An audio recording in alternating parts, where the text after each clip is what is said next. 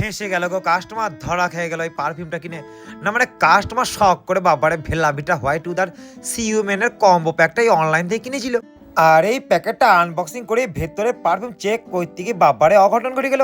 না মানে এমন ঘটনা ঘটলো বাবারে, কাস্টমারকে এই পারফিউম দুটো ফেরত দিতেই হবে, কিচ্ছু করার না।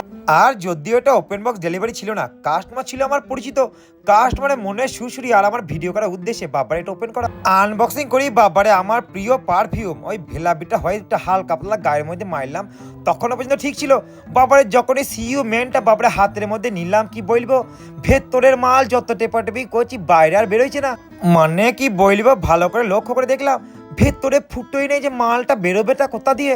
তাই কাস্টমারকে বললাম, দাদা যদি পারো হালকা করে ওই ছুঁচ দিয়ে ফুটো করে লিও, তবু যদি করতে না পারো তাহলে ফেরত দিয়ে দিও, পালকে নিয়ে চলে যাবো।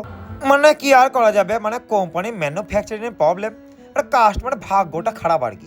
মানে কি বলবো, কত টেপা টিপলাম, কত গুতনা গুতাইলাম, মানে ভেতর থেকে বেরোয়ছেই না। মানে কি বলবো আমি, এই আবার বলার ভাষা আমি হারিয়ে ফেলেছি গো।